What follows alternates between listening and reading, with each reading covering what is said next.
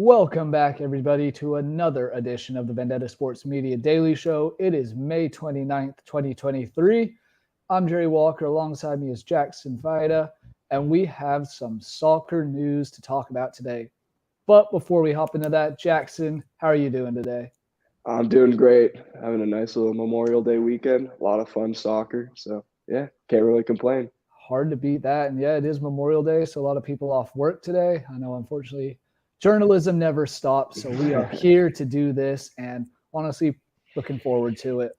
So I guess we'll start with today's action. The final. Sheffield Wednesday against Barnsley. Jackson's our honorary Sheffield Wednesday fan at Vendetta. 1-0 final score in extra time, a 123rd minute goal to win it for Wednesday, get promoted to the championship. How are you feeling, Jackson? Absolutely ecstatic. I'm not really proud of this, but I woke up this morning to watch the game, laid my head down on the couch, and was like, it's okay. I'll just take like a quick little nap, wake up, and watch it. I woke up. It was the 107th minute. So I was like, oh, wow. But it was still 0-0. So I thought I woke up to see Penn, so I was getting all nervous, getting ready for it. And then 123rd minute, header goal to send us back to the championship. Absolutely crazy stuff. Yeah, I mean, you got to talk about with Sheffield Wednesday, they were pretty much all out of it. Down 4-0 after the first leg in the semifinal to Peterborough. Somehow, some way, got through on penalties in that, winning 5-1 in the match, tied at 5-5 aggregate. And it just seems like a special run, and both of us predicted last week that we thought Wednesday would continue their luck and their hot streak and get through, and sure enough, they have. Yeah, I mean, I don't think anyone saw that coming, though. 123rd minute after the 5-1 comeback, that's about as insane of a way to get promotion as you could possibly ever get. Sheffield Wednesday did that. It's incredible. Really is, and now they'll be playing some big-name teams in the next season back in the championship, so it's going to be exciting for them in the future, and their fans look very, very up for it and very excited to be back. Wembley, which is quite a distance away from Sheffield, was packed with the blue and white striped shirts, so seems like the party is just starting there. Mm-hmm. It's going to be fun. Looking forward to it next year. And as you mentioned, we'll kind of move on to the other two playoffs. The League Two playoff final was yesterday on Sunday. The League One or the Championship playoff, which is the richest match in football, was Saturday. Both of those went to penalties. We were very close to seeing a third one.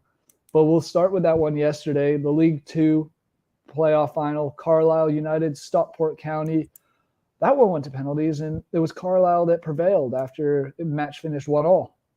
Mm-hmm. Unfortunately, I wasn't able to watch that one. I'm really sad I wasn't. But yet again, you see another penalty shootout game in these playoffs. They've been absolutely unreal this year. So exciting to watch. The teams are fighting so closely with each other. I don't know what it is about this year where we're getting all these playoff or all these penalty shootouts, but it's been fun to watch for sure. Oh, yeah, it's great television, great stuff for us, the fans back home watching. It's good stuff there. And I mean, even in that one, Carlisle scored an own goal in the first half to make it 1-0 for Stockport. Then it took them to the 84th minute to get that equalizer. And at that point, it's kind of you're just throwing everyone forward. And I guess you could talk on this as a collegiate D1 athlete. When your team's down 1-0 late in the game, is your tactic just kind of throw everyone forward and hope you get a lucky bounce sort of thing? Yeah, to an extent. But, I mean, in a situation like this, when you have nothing else to play for, if you lose, you're throwing everything. That's when they call it. You throw everything but the kitchen sink. It's like you just have to. So, yeah. But that's a great win for Carlisle. They will join Leyton Orient, Stevenage, and Northampton Town, who will move up from League Two, which is the fourth division in English football. They'll move up to League One, and it's going to be an interesting ride. I'm not sure last time they were up there. I'm not sure how well they'll fare. Like I'll say, I haven't followed League Two all that closely. It's much more Premier League and Championship and some League One to an extent, kind of just teams to keep an eye on. But I don't know. It's going to be exciting stuff. And anytime a match goes to penalties, it's just special and just fun to see. Yeah, for sure. But that leaves us with the big one, the championship playoff to get the third and final spot in the Premier League for next season. Luton Town, Coventry City, the two teams had played a couple times in this regular season, and Luton had a slight advantage in that. But this one went down to penalties, and sure enough, the small town of Luton, or the small stadium of Luton, holding about 10,000 fans, they will be in the Premier League next season. And you mentioned last week what that stadium's so unique because you pretty much have to walk through someone's front yard to get into it. So did you watch that match at all? Yeah, I did. And that game was interesting. It was really the clearest example I've seen in a long time of a tale of two halves, because in the first half, Luton was absolutely all over Coventry. They got the goal. I think it was in the 23rd minute. Nice little left-footed finish near post. But they also had a couple goals ruled out for, I forget what it was, offside or handballs and stuff like that. Yeah. So they could have been 3 goals up. In the first half, they looked absolutely dominant. And you're like, all right, Luton's going to go back. They looked dominant. Second half, completely different game. Coventry was looking really good. And you're like, all right, we got ourselves a game. Then they got their goal, 1-1. So they dominated the second half. Obviously, extra time wasn't really that exciting. It was kind of stale, I'd say. You know, it didn't really look like either team wanted to risk losing by going forward too much. So yeah, we went to penalty kicks, and then everyone made it. Keeper didn't save a single one until at the very end, blasted over. I think it finished 7-6 on the penalties. Yeah, finished 6-5, and it's 6-5. to your point, it's that peer pressure. You have your first 5, you don't really ever expect to get past that. So after that, it's kind of next man up mentality. And I know the commentators on ESPN Plus were even saying, "Oh, the guy coming up, Debo, has not a great penalty taker. He might be feeling some of this pressure." And sure enough, like every England player in the World Cup history, cranks it right over the bar. It's a devastating way for Coventry to go out, but Luton kind of deserved it. They've been playing well all season, and to an extent, they thought they got the winner in that 117th minute in extra time, but that was ruled out for a foul by VAR of all people. Everyone's favorite, love VAR, but now they're moving on, and it'll be very exciting. They'll join Burnley and Sheffield United up in the Premier League next season, which downside about Sheffield United going up, we won't get that Sheffield derby with Wednesday, because I want to say those two stadiums are extremely close to each other.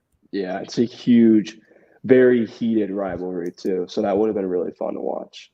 It would have been, but I mean, it isn't to be. Both those teams have higher goals and making it to the Championship and Premier League with their 2 goals. But I guess there's a point you made earlier. You want to just tell us there was another playoff final that went to penalties in England this year. You want to talk on that one briefly? Yeah, the Vanarama, the National League playoffs to move back into the Football League system. So for those who aren't familiar, if you haven't watched Welcome to Wrexham and you don't understand what it's like, that is the hardest league in the world to get out of. To get out of the Football League back, or to get back into the Football League from the National League, is incredibly difficult. So this playoff was to get back into that. Wrexham had already won the league, so they got promoted to League 2. So this was between Notts County and I want to say Chesterfield. That sounds right. I'm pretty sure it was Chesterfield. Yeah, I'm pretty sure. So that game also played at Wembley. Every single one of these playoff finals from, I think, that league up is held in Wembley. Really close game, went to penalty kicks. Notts County ended up edging out. They're heading back to League 2. Huge deal for them. It was also that same week was the same weekend that Notts Forest beat Arsenal to stay up in the Premier League. So if you were living in that region of England, you had quite the week. Oh yeah, absolutely. It was quite something for anyone whose team began with a Notts. But I mean, you talked about how hard it is to get up from the non-league in the National League to the actual Football League. That's what's so special about Luton. While we're still on that, it's not in 9 years they went from a National League team to a Premier League team, which absolutely absurd. I don't think anyone really expected that, and I want to say that's probably the quickest turnaround anyone's ever had. And I know I'm blanking on the guy's name right now, but there's one player on Luton that has been playing with them since their National League days, and he'll be the first, if they hold on to him, which I feel like they probably will at this point. He'll be the first player to have ever played in the National League, League 2, League 1, the Championship, and now the Premier League with one club. So that's impressive in itself. But yeah, Ponzu. Ponzu Yeah. for Luton, yeah. And he made a joke that he's like, I've completed football. I played basically in every professional division I could in England if he plays in the Premier League. Which So outstanding stuff for him, and great story there. But now we got to look at the other side of things. The Premier League, last day of the season was this weekend on Sunday. We already knew who won the title. We already had the 4 Champions League spots decided. The 2 Europa League spots were decided. All that was really to play for were the last 2 relegation spots, as well as that almighty UEFA Conference League qualification spot. But I guess we'll start with the relegation battle, which that one hurt me a lot. Leeds, Leicester, and Everton, the 3 teams fighting for one safe spot. And as the results went, going into it, for Everton to survive, they just needed a win. Leicester needed a win and an Everton loss, and Leeds needed a win, a Leicester draw or loss, and an Everton loss. As the results went, Leeds lost 4-1 to Tottenham, Leicester won 2-1 against West Ham, and Everton won 1-0 against Bournemouth to guarantee their safety. Did you watch much of those matches this weekend at all? Yeah, I did. I was switching back between the Everton and the Leicester games. Yeah. Well, first off, Leicester took the lead when Everton was still tied, so then Leicester was going to stay. And that's kind of what I was hoping for, because I do want Leicester to stay in the league. I think winning ever since they won the league back in 2016, it's kind of hard to picture the Premier League without them. Granted, I've also never seen a Premier League without Everton. And I don't think anyone has. No one has, because they haven't been relegated. So yeah, that final day I was still hoping for Leicester though. So obviously they took the lead, switched to that game, and then Everton took the lead, went back to that game, and they held on. And yeah, they stay in the Prem, which is huge for them, because there are some people predicting that a relegation could be the end of the football club in general, just because they didn't know if they'd have the financial means to be able to stay afloat if they didn't have that Premier League parachute money. Yeah, I would have been asking a lot, because, as you know, going from the Premier League to the Championship, you lose out on so much money, mostly from that TV and sponsorship side. There's a reason the Premier League is probably the richest league in the world. It's just they have all those television rights. Everyone all over the world follows the Premier League in one form or another for the most part, unless you're in, say, a country like Germany, Italy, France, Spain, where you have your league and follow that closely. But even then, though, then a lot of them follow it. So, that is very true. But it just wasn't to be. You had a feeling Leeds went down 1-0 within 3 minutes, and that was kind of all they wrote for that. It was terrible, and I had a bad feeling as soon as I saw the lineup. 6 defenders in a must-win game. It's a bold strategy, Big Sam. Yeah. Very, very bold strategy. You guys gave Weston a nice little send-off, too. Oh, God, good riddance to him. He's been terrible at Leeds. He was probably the worst loanee signing of the season. Oh, yeah, for sure. Atrocious. And I think on the U.S. players at Leeds, this has been a U.S. project. 49ers have bought into the club, brought in Jesse Marsh, one of the only American manager this season for it. Then go out, get Tyler Adams, who he's been superb. I think had he not gotten injured and missed the last 4 or 5 months, much better chance Leeds would have stayed up, just because the defense fell to shambles without him, similar to what happened whenever Calvin Phillips would get injured. But then there was Brendan Aronson, who was brought in last summer, and I will say I was pretty surprised and impressed with him in the first half of the season. But after the World Cup break, he disappeared off the face of the earth. And just one of those things that ultimately was part of, I think, Jesse Marsh getting sacked, which don't know if that was the right move or not looking back on it, but it is what it is. And then, like you said, McKinney came on loan from Juventus, did nothing. He was invisible 90% of the matches, and I'll be very glad that he's gone to an extent. Also glad that we weren't going to be obligated to spend $40 million on him. Yeah, for real. Because that's a lot of money for a guy that really hasn't benefited the club at all. So he was playing like a lone player, like he didn't care. That's the feeling I got, is like, oh, who cares if we go down? I'm just going to head back to Juve and then either stay there if a new manager comes in, which might happen, or transfer out. So he kind of just gave off this vibe of like not giving a shit, basically, the whole time he played. Yeah, absolutely. And I've seen him linked with Brighton is a possible place for him to go and sign, which maybe he'll fit in there. I know they'll be losing Alexis McAllister, so might be a good midfield fit there. But that same thing looked the same with a lot of the Leeds players. Willie Nanto should have been playing more, came on very late. I don't get the point in bringing on a left back in Junior Firpo before you bring on a forward that's proven that he can help win games, but I'm sure he'll be off. I would think Luis Sinistero will be off. It's going to be a very different team for Leeds next season in the Championship. Do you think Adams leaves? That one I'm not sure about, because had he been healthy and playing and we went down, I think he would have, but I'm not sure. I still think he probably will leave because he does deserve to play at a top level, but I'm more hopeful that of anyone he will stay, but we'll see. It does give us Sheffield Wednesday, your team, against Leeds next season twice. So that'll be a tasty fixture for sure. But on the other side, I mean, congrats to Everton. Yeah. And also Leicester, you mentioned that they won the title in 2016. 7 years. They go from winning the Premier League to being relegated.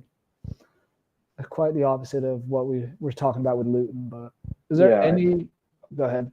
I was just thinking, like, Leicester is going to have a major overhaul of players. I feel like more so than Leeds, because you have players like Tielemans, Harvey Barnes, Iheanacho. You have all these players. Well, we already know Soyuncu is leaving.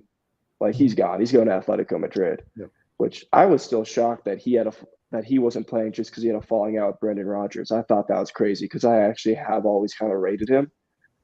I just think you're going to see a massive, massive turnover. I don't think Leicester goes up next year. No, I think it's going to be, too many changes to overcome, I think. Yeah. Do you think either of the other two teams that got relegated in Leeds and Southampton bounce back up? Because I'm not really convinced either way.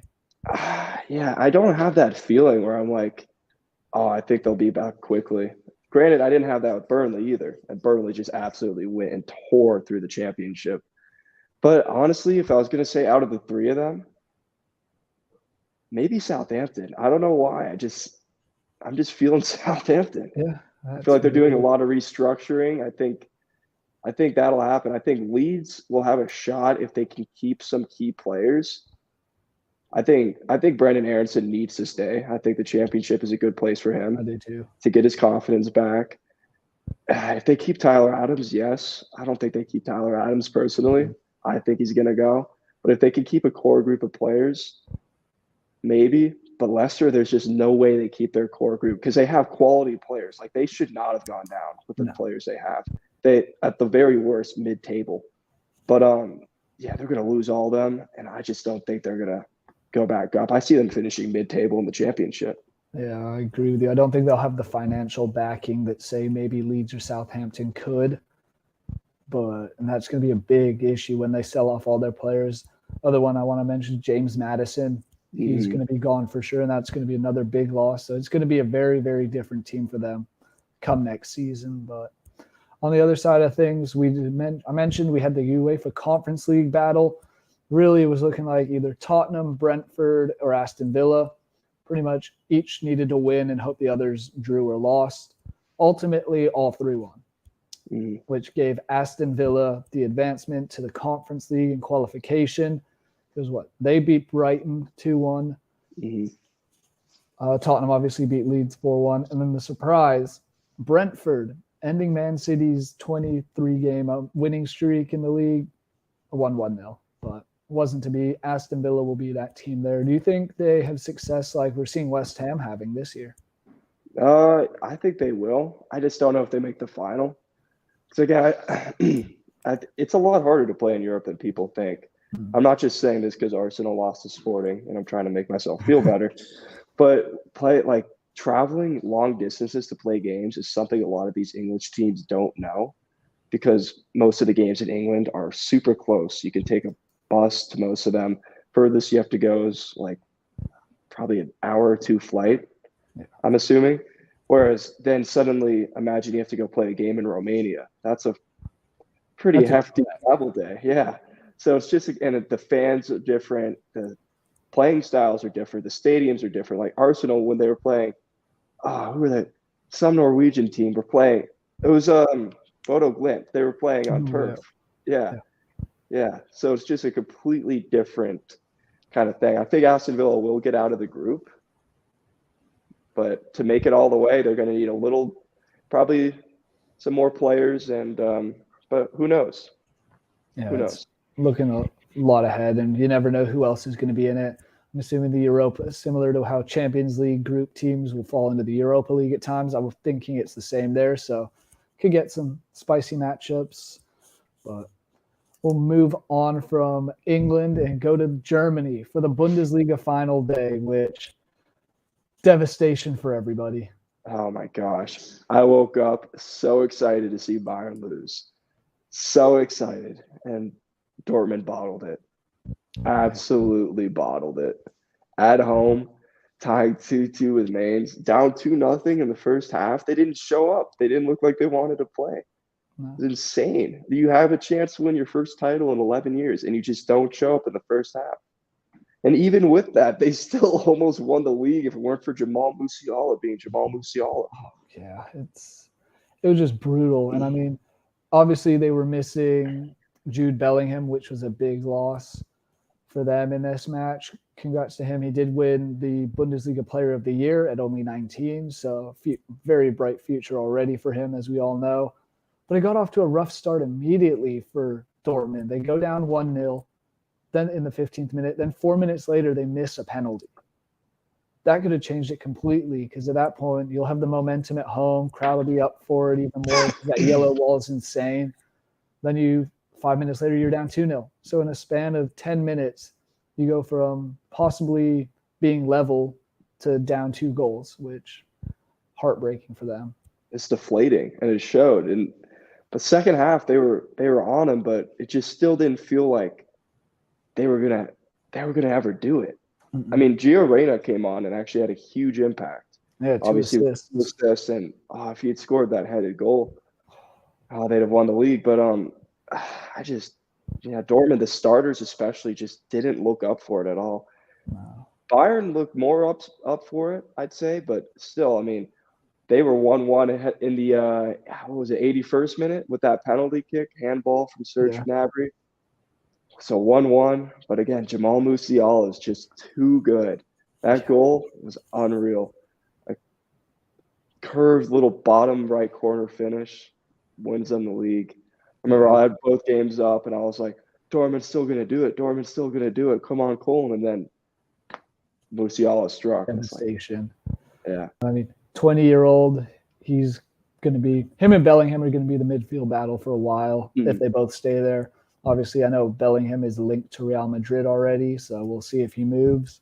Seems like Dortmund's issue every year is they have these great young players, and then they leave for either Bayern or bigger, better teams. Yeah, every year. Lose their best players every year. Yeah, it's just unfortunate, but they're a selling club. Yeah. They really are. Which is why we've seen Bayern win, their 10th straight, 9th straight? Oh, 11th straight. Yeah. Or is it 11 or 12th straight title 11 now. 11. Decade of absolute domination. But I mean, was there ever I had a feeling even going into this, somehow, some way Bayern Munich was going to find a way to do it, just because they always seem to. It's every year, man. Every year they find some way. It's so annoying. And at least this year they kind of made it a little more interesting with everyone else, or with Dortmund, but well, the question is, if Dortmund can't win it this year, then when can they win it? A year when Bayern fires their head coach early on in the year, are losing games they shouldn't lose. If you can't win it this year, then when can you win it? Bayern literally fired Oliver Kahn right after the game, their CEO, and complete overhaul the back office because of how bad a year it is, and they still won the league. So if you can't do it in this year, when can you do it? When's it going to happen? Not just for Dortmund, but for anyone. Yeah, it's going to be brutal because, I mean, obviously those two teams finished tied on 71 points. Bayern a significantly better goal differential. But then it was Leipzig with 66 and then Union Berlin with 62. It wasn't even close by those two teams really in the chase at the end. So no. Do you think we could see another decade of Bayern Munich just winning it every year? I hope not, man. I hope not. I can't do that. I love the Bundesliga. They've got awesome fans, but we just need someone to step up. some sort of change. Why couldn't Saudi Arabia go buy Bayer Leverkusen and make that more competitive or something, I know it's a 51-49 rule, but come on, we need something we need something to help. change. Yeah. And some sort of boost. But I guess just in the Bundesliga, Union Berlin secured their Champions League spot on the final day of the season, who they beat Werder Bremen 1-0. That's a pretty cool story there in itself. Yeah, first time they'll ever play in the Champions League. They're also the first Bundesliga team ever to improve on their finish in their first 4 years in the Bundesliga ever. I think they went from 11th, I want to say, to 9th or 7th, and then 5th, and now 4th. So they've just been getting better every single year. And now they're going to be playing in the best competition in the world, which is crazy to think about. A team that was promoted not so long ago is now in the Champions League. They're going to be getting some good players. It looks like they're linked with Serginho Dest from the U.S., so hopefully he can kind of resurrect his career there and play well. But yeah, awesome stuff for Union Berlin. They've got some of the best fans in Germany, I'd say, and they're going to be playing in the Champions League next year. Yeah, that's something that's special about Germany is, like you did mention, the 51-49 rule. You want to just explain on that? Because I'm pretty sure it's like the fans have to technically have like 51% of the ownership there. So yeah, it makes the fans more invested and more passionate for sure. I think it's a great thing because it means the clubs are going to be fan owned and ultimately they're going to operate in the fans' interest, which I think is a great thing. And which is another reason when the Super League was kind of in early stages, you didn't see Bayern or Dortmund trying to head over to there because the fans ultimately have the control, which I think is awesome. And I think if they had that implemented around the world, it'd be better. I really do. But it's kind of cool to just see the Bundesliga doing that. Granted, Bayern still finds a way to dominate, even with 51% fan ownership. And I forget how Leipzig gets around it because obviously the whole Red Bull thing. I don't know how they do that exactly. I'd have to look more into that. I've read stuff before, but I can't really remember. But for the most part, the fans own the majority of the club. That's the rule. So that's an awesome thing. Yeah, it's great. And I mean, just the Bundesliga games themselves, they never really raised ticket prices for season tickets. I saw something that was like €6 to get a 4-pack of beer or something the other day at a game. We would never see anything like that in America. It's kind of unfortunate, but it's the consumers and the owners making all the rules there compared to the fans, which is great. But you had to pay $10 to get into my semi-pro game yesterday. $10 just to get into a semi-pro game. Damn. That's the difference. Yeah. What are the crowds like at your semi-pro games? Do they get very busy or? It depends. In Canada, we had a fair amount because they had a youth setup. There's one here too, but we played our home game yesterday an hour away from my home. It's 30 minutes outside of Reno to try to be more inclusive to all the communities around the area. So there's probably around 40 people, so not a lot, but apparently they get more when they're in Reno itself. But $10 is a lot to ask for a semi-professional game. Yeah, I don't know if there's times I think I've paid less than $10 to go to an MLS game at times. So yeah. Seems a little pricey, but hey, it's what it is. But we'll move on to some records that were set this weekend and tied this weekend by none other than Lionel Messi. Mm-hmm. In PSG's 1-1 draw with Strasbourg, I want to say. Yeah. They clinched the league-owned title once again, so Messi has now added another trophy to his cabinet. That gives him 43 career trophies, tied for the most all-time along with Dani Alves. What more can we even say about Messi and his natural act of winning after the World Cup? He's the best player to ever play. I will say that. I think he's the best player to ever play. He for sure won the debate with Ronaldo during the World Cup. I think it's very hard for anyone to argue that he's not better than Ronaldo after seeing what he's done in his old age versus what Ronaldo was doing. Granted, Ronaldo's a little bit older, but still, Messi's won that debate. And 43 trophies throughout your career, that's unbelievable. The fact that Dani Alves won that many is kind of impressive too. I didn't really know that until I saw that stat. It makes sense considering that he played for Barca. He played for some of the best teams in Brazil, and then obviously Juve and PSG. But yeah, Messi equaled that. But I do find it interesting, rather than staying in Paris and celebrating with his teammates and his fans, you know where he was last night? At a Coldplay concert in Barcelona. Yep. Is he going back? Honestly, I wouldn't be surprised. I don't think he stays in Paris. I don't think he stays in France. I think one way or another he'll either go there, maybe the MLS, but I think he still has another year or two before he does that. The one I don't want to happen, which I would find it hard to blame him if he went for 400 mil a year or something, would be Saudi Arabia. But I think he's proven he can still play at the top level very easily. And I think I wouldn't be surprised if he goes to Barcelona. That's the one I'm kind of pulling for. If he doesn't go to Leeds, Barcelona. No. Yeah, Arsenal calling.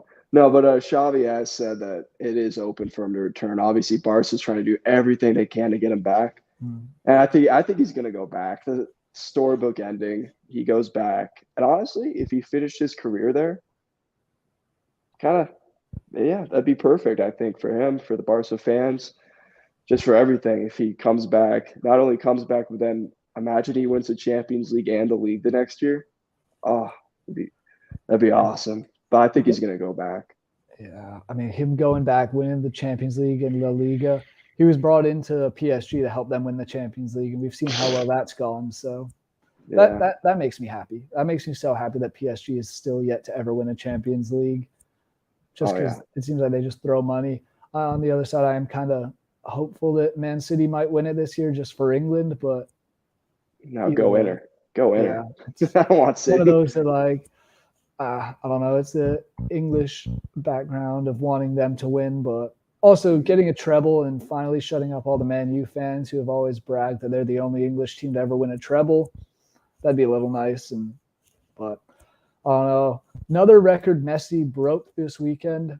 He scored the lone goal, and it was his 496th career goal in Europe's top 5 leagues, surpassing his former rival Cristiano Ronaldo, who had 495. Matt, it's insane that we're in a generation where we have the two arguably best players to ever have played the game. I'd also throw in Pele and Maradona up there, but what a time. Dude, I don't think we'll ever see anything like this period ever again. I mean, Haaland's going to go and break. He's going to go do his thing. He's probably going to score more than them because he's a striker and it's his job to score.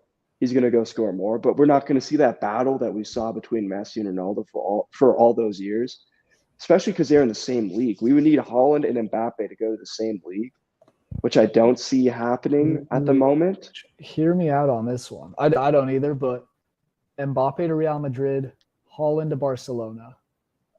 That'd be awesome. Barcelona doesn't have the money to do it, though. Hey, Pep leaves Man City, goes back to Barca at some point. Bring Haaland with him.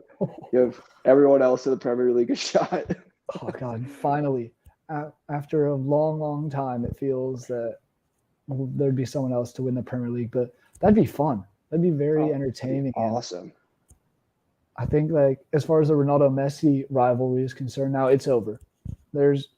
You can obviously still argue maybe Ronaldo at times, but you really can't. Messi's won the World Cup. He's won Copa America.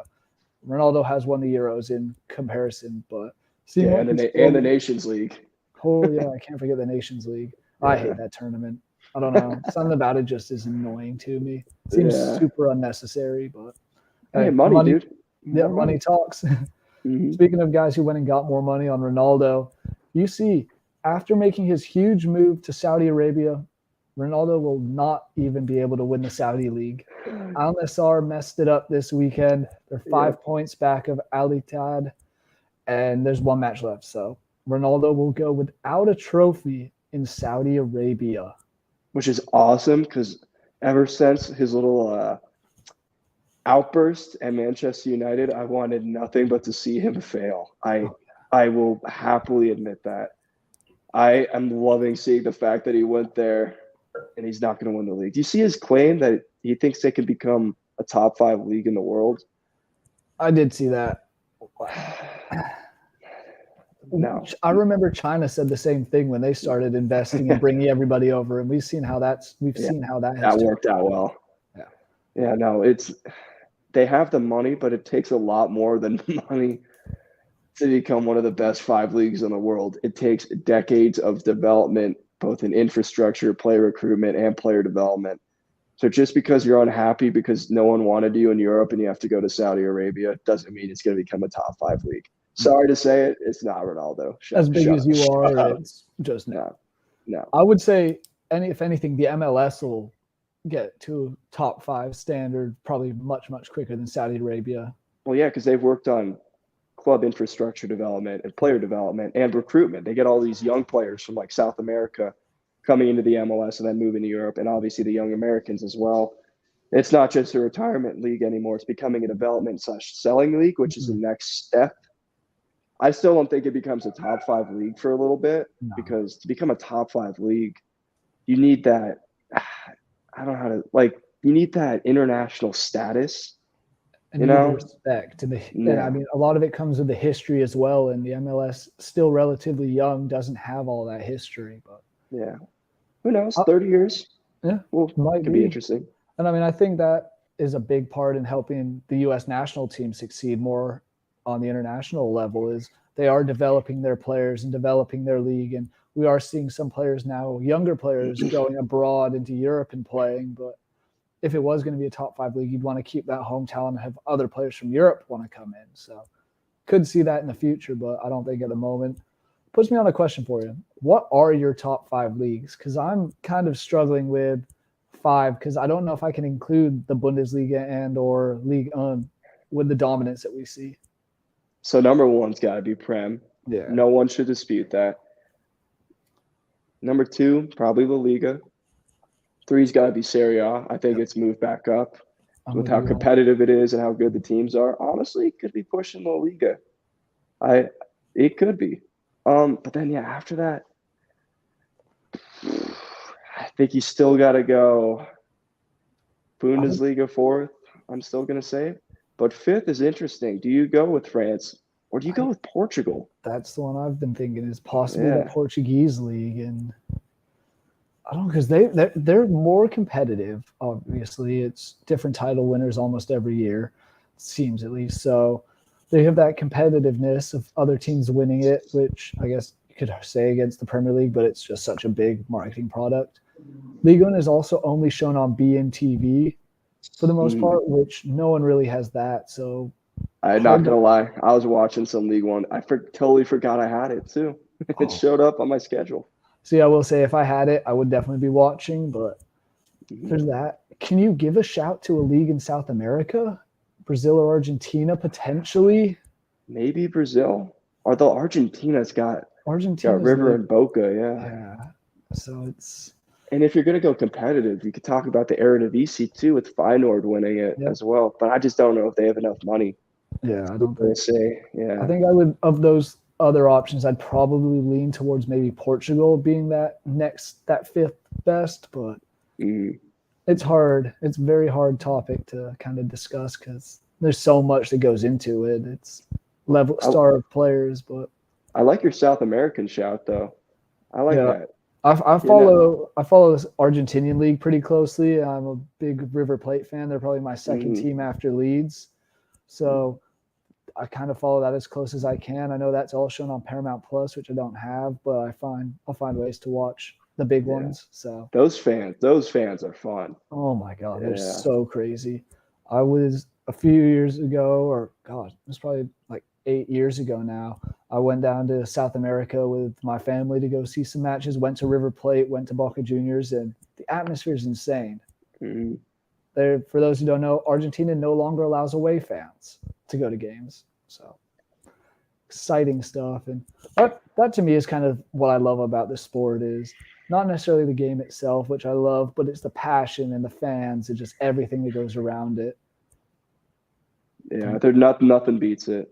And you see it around the world. Yeah, but yeah, dude, the South American fans are just something else with the passion.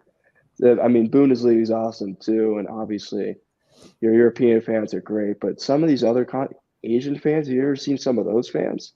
They go all out. And so it's awesome. It's all the places where the security isn't extremely uptight to an extent because you see the flares, you see the fireworks going off.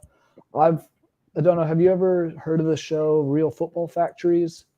No, I have not. I would say it's kind of worth watching. I think most of it's on YouTube, but it's all about the hooliganism firms and kind of the fan bases at all these clubs. They do one set in England and go around all the different regions, but they do one internationally where they'll go to places like Croatia and Serbia and see what their fans are like, because those Baltic states are crazy as well. Hmm. And some of those, like Greece has some insane fans, and then yeah, some of the tifos they come up with, and yeah, the flares, and oh, it's awesome. Because it's not like here for, say, I guess the closest thing outside the MLS, the passionate fans, maybe the NFL. But even then, it's like you only have 16 games, and it's so expensive to get a ticket. No one is that Yeah, passionate about it. It's like for a lot of the soccer fans around the world, it's you work 5 days just so you can get to the weekend to watch your team play. And and the I think city, part of it's that here in the U.S. we have franchises, and overseas we have clubs. You know, it's more that's true. inclusive to the fans. You feel more connected. You can buy ownership in some of them. Yeah, Like, yeah, it's just a little different vibe. Obviously, like sports fans here are passionate. Obviously, you win the NBA championship, you're going to be going crazy in your town. But with soccer fans, you're going crazy every single game. yeah.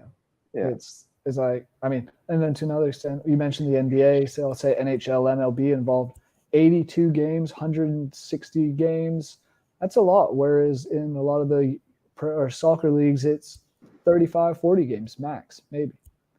So it's yeah, all that that's it. stuff. Love it more than anything else. But is there any other news you kind of want to talk about this week, this We could weekend? talk about the U20 World Cup right now. Yeah, go So for it. I'm going to give a shout out to the U.S. boys. They won all three games, so 9 points, no goals scored against. I think that's the first time a U.S. team has done that at a World Cup since like the U17s did it in the 90s or Oh, dang. So something. just all World Cups. Yeah, so very impressive showing from them. They're going to be playing New Zealand in the round of 16 tomorrow, I want to say. Yeah, because it finished up yesterday. Yep. The week Uh, ago. Other interesting things, France U20 team didn't get out of the group, Yeah, which losing is to Gambia, South hmm Korea. What? yeah, finished with only 3 points. So they didn't get through because of goal difference. They Tunisia got through over France as a third place team, which is Oh, interesting. really? Wow. Yeah, And so I'll give a shout to England. They made it through with 9, points, yeah, heading seven out over points. Uruguay, and it sets up with a historic battle between them for England and Italy. But Yeah, some interesting matchups there, definitely. But that side of the bottom part of the bracket looks so difficult. I'm not gonna lie, but it'll be interesting. I like the U.S.'s road. They won't have to play Brazil until like the semifinals if they win and do what they should do. But they might have to play Gambia in the next round, which could be difficult. But yeah, the U.S. has got a decent shot at going pretty far in this. So I'm excited to see that. yeah, they really do, because it's New Zealand. Then you said either Gambia or Uruguay, who I really don't know enough about the U20 level and the players and teams that they have at this World Cup, so I can't speak overly on it. But it just seems like that route to the semifinals, if not the finals, is so much easier than possibly on that bottom side where you have teams, obviously England, Italy, Argentina.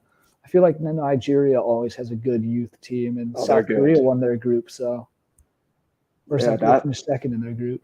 that bottom part of the bracket looks so challenging.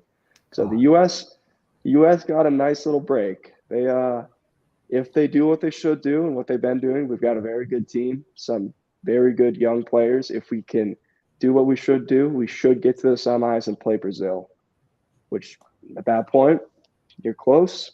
Keep going, maybe get that win, and then try to go win the whole thing. So I'm feeling good about it. I'm definitely going to be watching because I'm a huge U.S. soccer junkie.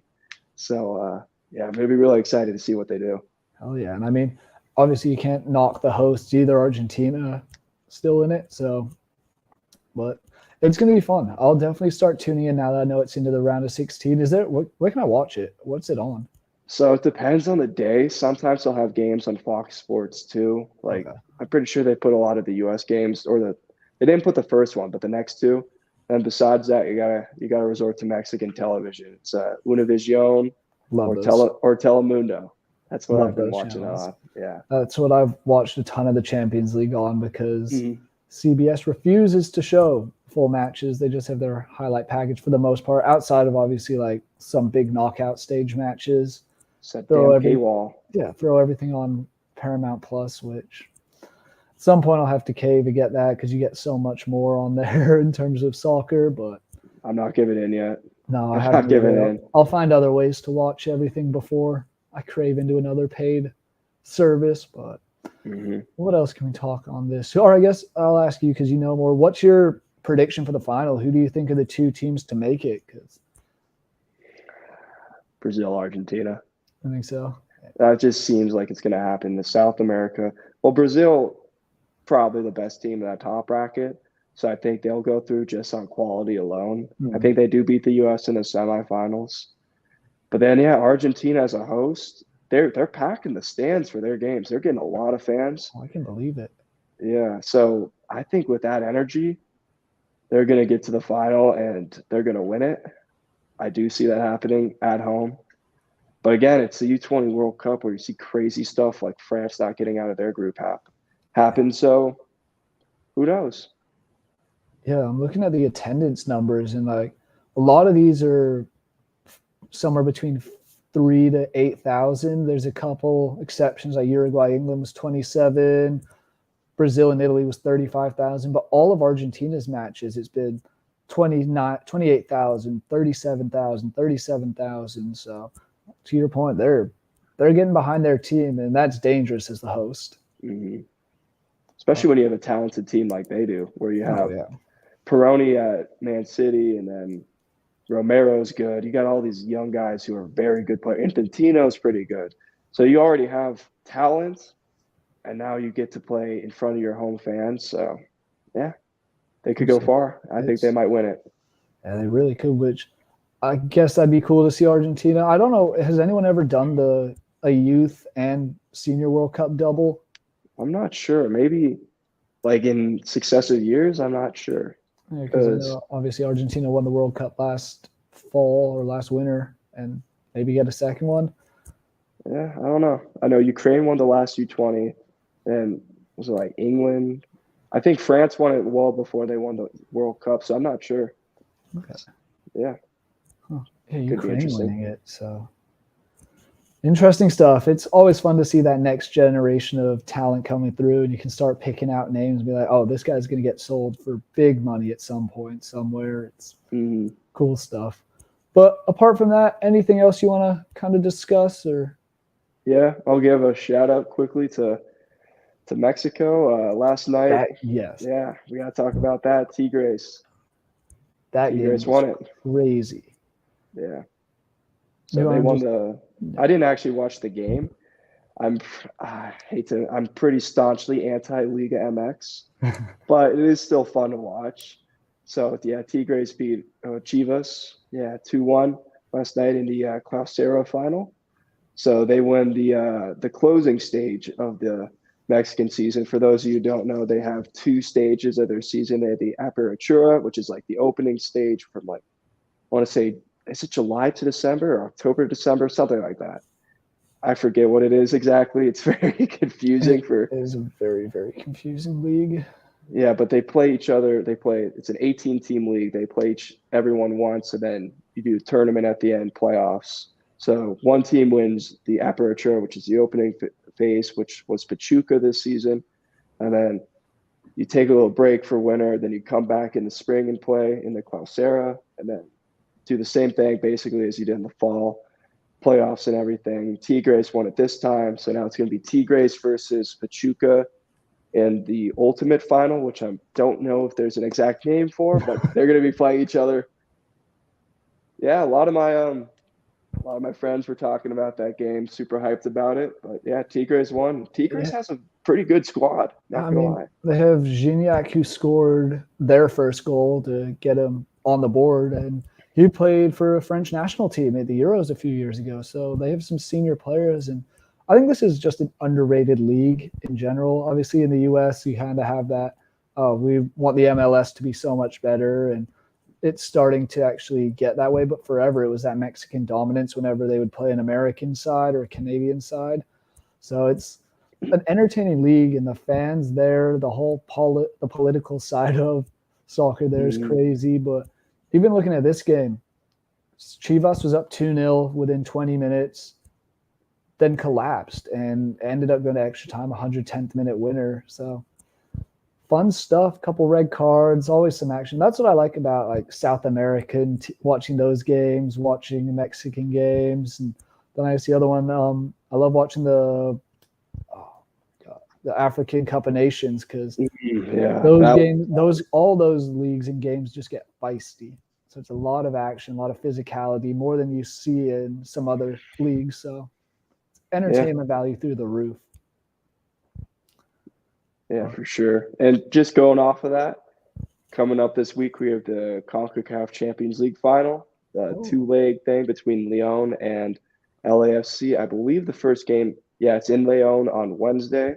And then next Sunday, we have LAFC at home in the second leg. So that could be fun to watch too. I love that competition, especially since the Seattle Sounders won it last year. First time an MLS team won the modern CONCACAF Champions League. So hoping that LAFC has it to get 2 in a row for the MLS. So that one will be fun to watch as well. Yeah, it's that rivalry between Mexico and the U.S. that just brings it all together. And I don't know, I can't speak on that. I want to say no team outside of those two, or maybe there's like 3 teams that have ever won the CONCACAF Champions League, but can't speak a ton on that. So not sure. Otherwise, thank you guys for watching. We'll be back at some point, probably in the next week or so. 2 of us will talk some more soccer action.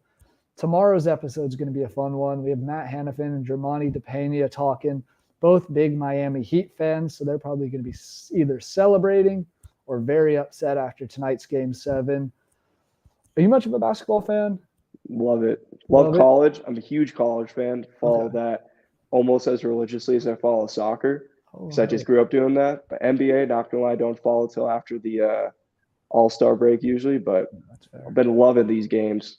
Go Miami, though. Yep. Is that you think Miami wins it tonight? I think Boston wins it, but go Miami.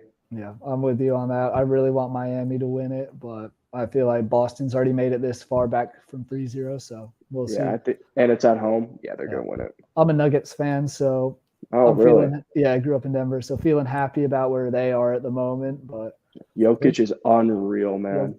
He really is, and he's finally kind of getting that national recognition. Not that he needs it. He's fine. I think Nuggets fans are fine with him kind of getting slept on a bit, but he's finally showing that he can actually do it. So a lot of NBA stuff tomorrow, I would assume. So tune in for that one. Not sure what time it'll be at yet, but thank you guys for watching. From Jackson, for Jerry. Check out our other stuff on Vendetta. It's a lot more coming as the football season continues throughout the summer. We'll have more coverage of everything you need. Thanks for watching. We'll see you next time.